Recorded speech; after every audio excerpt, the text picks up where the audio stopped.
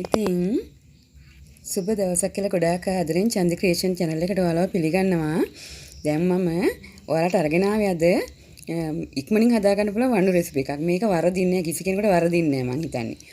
මේක හදලා බලන්න. මේකට දැන් මේ බේකින් සෝඩා, බේකින් පවුඩර් කඩේ තියෙන කප් එක, ඒ කප් එක ගෙනල්ලා මේ රුපියල් 160යි බේකින් පවුඩර් කේක් හදන්න ගන්නේ. ඒක මේකෙන් මේ තේනි භාගයයි දැන් මම මේ ග්‍රෑම් 100ට. ඉතින් වන්ඩු 4ක් හදන්න පුළුවන්. එකක් පෙරළුණා නැත්නම් ඉතින් 4ම තියෙනවා. එකක් පෙරලිලා ඇතුළට වැටිලා මේ වැක්කිරලා තියෙනවා. නැත්නම් හොඳට තියෙනවා. මේ පිපිලා තියෙනවා. කිසිම කරදරයක් නැහැ. බය වෙන්න දෙයක්වත් නැහැ. පැය භාගයෙන් හදා ගන්න පුළුවන්. හැබැයි හදන්න මේක කවලම් කරන්න ගන්න ඉස්සෙල්ලා වල වතුර ටික රත් කරලා තියාගන්න ඕනේ. නැත්නම් මේක අර ඇක්ටිව් වෙලා තියෙන්නේ මේ බේකින් පවුඩර් එක මේ රස්නෙදි තමයි ඇක්ටිව් වෙන්නේ. ඒ කියන්නේ ඊට ඉස්සෙල්ලා මෙතන ගොඩේ වෙලා තියන් හිටියාම මේක ඇක්ටිව් ගතිය අඩු වෙනවා. අර මේ ඊස් දැම්මම ඊස් එක එළියේ ඇක්ටිව් වෙනවනේ. මේක ඊස් එක වගේ නෙවෙයි. මේක මේ ඇක්ටිව් වෙන්නේ රස්නෙට. ඒ කියන්නේ රස්නෙට ටක් ගාලා මේක ඇඳි ගාලා හදාගත්තු ගමන්ම මේ ලිපේ තියන්න. විනාඩි 20ක් 25ක් යනකොට ඉතින් හොඳට කන්න පුළුවන්. බැරි කෙනෙක් නෑ. මේක නම් වරදින්නේ නෑ. කොහෙත්ම වරදින්නේ නෑ. ඔයාලා මේ හදලා බලන්න. මම මේ ඔයගලන්ට පොයින් ඉස්සලා ඉඳන් මේ ඉක්මනට අරගෙන ආවේ. එහෙනම් යමු වීඩියෝ එක බලන්න. ඉතින් කොහොමද ඔයාලට මම අද ඔයාලට අරගෙන ආවා ලේසියෙන් හදාගන්න පුළුවන් වන්ඩු රෙසිපි එකක්. ඉතින් ඒකට අවශ්‍ය වෙනවා පාන් පිටි ග්‍රෑම් 100යි, සීනි ග්‍රෑම් 100යි, ලුණු බොහොම පොඩ්ඩක් ස්වල්පයක්, කරදම උඟට 3ක් ඊනේට තල්ලා ගන්න. ඊට පස්සේ කැරමල් කරගන්න තව සීනි හැඳි 2-3ක් වැඩියෙන් ගන්න ඕන.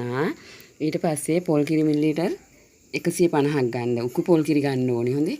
මම මැනලා මේවට පෙන්නන්නම් කොහොමද ඔයාලා ගන්නේ. ගෙදර මෙෂරින් කප් එකක් නැත්නම් කොහොමද හදාගන්නේ කියලා. ඒකත් මම පෙන්නන්නම් ඔයාලට.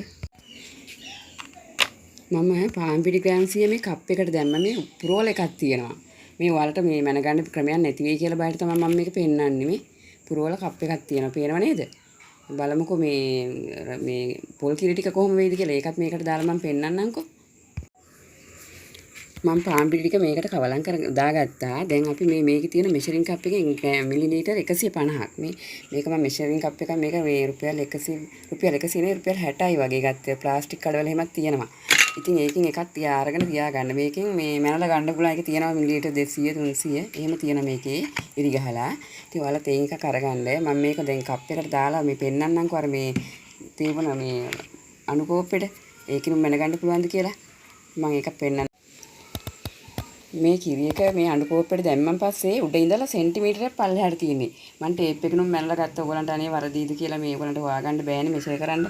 ඒ නිසා මම හරියටම සෙන්ටිමීටරයක් තියනවා මෙතනින් මේ. සෙන්ටිමීටරයක් පල්ලෙහාට තමයි තියෙන්නේ. ඒ ටික මැනලා ගන්න. නැත්තම් කිරි වැඩි වුණොත් ඉතින් අර උකු දියග තියෙනවනේ. ඒ නිසා පිටි කර මේකෙන් පිටි කප් එකෙන් එකක් ග්‍රෑම් 100යි කොට අනික් කලමන දැන් අපි කිව්ව හාල් වගේ එහෙම දාලා මනින්න යන්න එපා. ඒතන ප්‍රමාණය වෙනස් වෙන්න පුළුවනි.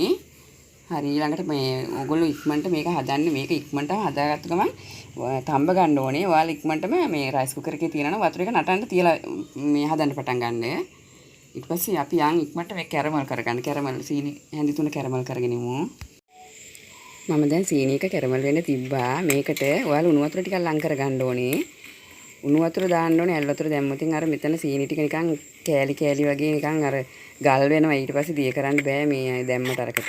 මේක නිවෙන්න තියන්න ඕනේ. හොඳට නිවෙන්න තියන්න ඕනේ මේ කැරමල් කරලා.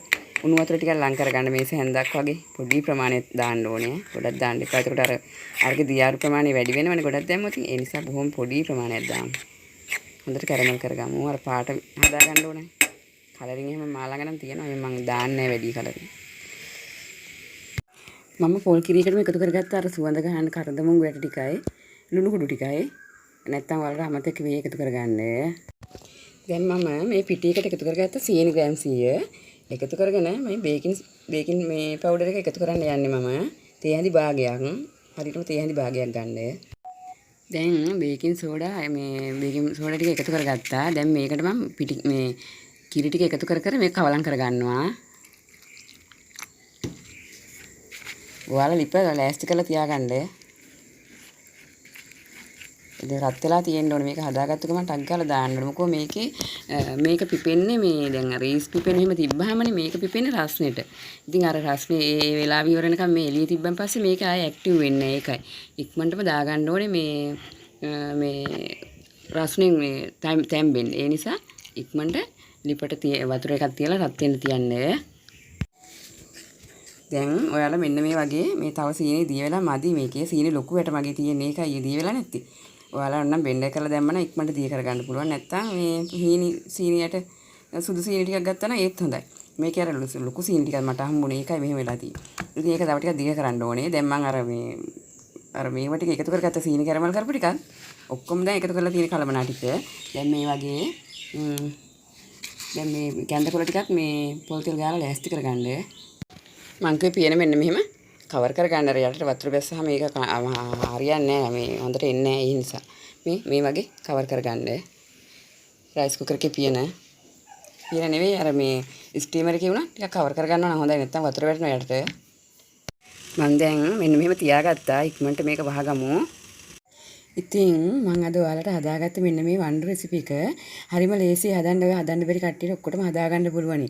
බේකින් සෝඩා දාන්න, බේකින් පවුඩර් දාන්න, මේ පාන් පිටි වලින් හදන්න.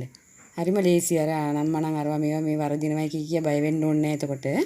ඉතින් මම මේ හැදුවේ ඔයගලන්ට අනේ මේ වෙසක් එකටවත් මේක හදාගන්න පුළුවන් අය එක්කෙනෙක් දෙන්නෙක් හරි හදාගනීද කියලා මට එහෙම හිතලා තමයි මේ හවස් වෙලා මේක ගත්තේ මම හදන්න.